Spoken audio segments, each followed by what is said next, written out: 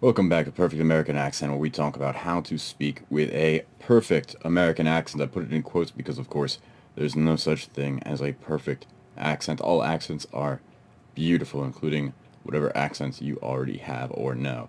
But when I say perfect, I, of course, mean in the sense that it is very generic, that it is quintessentially American. And it just happens to be an accent that I like, perhaps, more than any other regional version of American accents.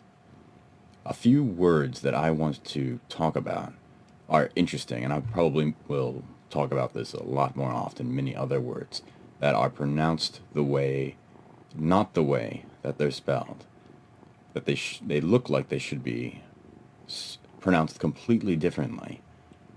So a few of them that are kind of interesting are, one is kernel. When I'm talking about kernel, I don't mean like a kernel of corn, which I guess is Kernel. It looks basically like how you pronounce it, so that's fine. I'm talking about the military rank, the rank of colonel, which is spelled like it should be pronounced colonel, colonel, but we don't say colonel. We say colonel with two syllables, colonel.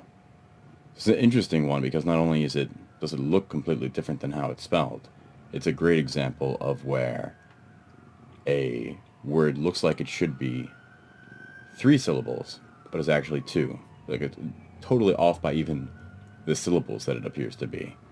So that's an interesting thing about it. And there's a number of English words like this. Now people will say, oh, that just shows that English is dumb, or English is silly, or English is a bad language. Not at all. What it shows is that English has a rich and dynamic history. It has a history behind the language, from invasions to trading to empires rising and falling to monarchies coming out of those ashes and so forth. And with every turn of the tide and change in history, with every time two or more parties or groups or countries or cultures changed hands, English also evolved and developed and changed. Therefore, a lot of the rules, as including rules of pronunciation, don't have internal consistency with each other, because it would make sense if they were all internally consistent if they were designed by one person or one cohesive, coherent group of people, but they weren't. Just like laws, legislation, what's against the law, don't make sense with each other. But that's because different laws were written by different groups of people at different times. So they're only vaguely consistent some of the time, and other times they're just completely inconsistent. It's just like that with pronunciation of English. There are rules that apply often, but then for other words, seemingly arbitrarily, to someone learning English or mastering English, or grew up with English but now wants to become a true linguistic master of this particular language. They have no real consistency beyond just seeming arbitrary.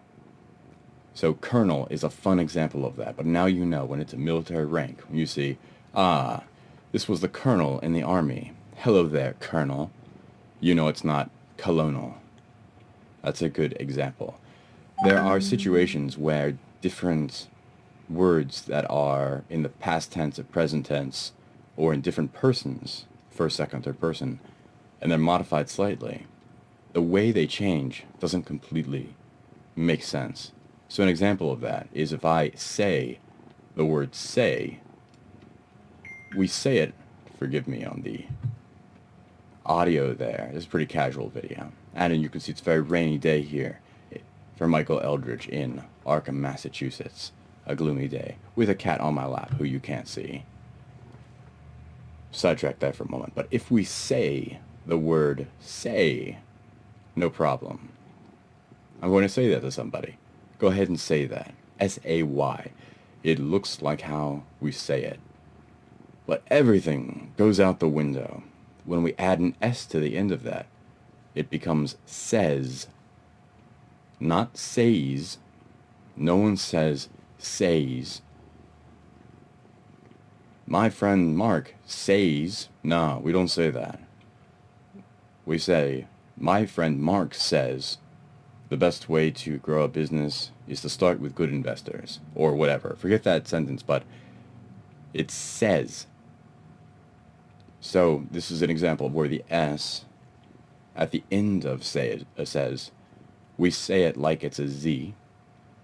So instead of saying says, we say says, even though the S at the beginning, that S is said like an S. So it seems random, but that's what we do. That's how you want to say it if you want to speak with a perfect American accent.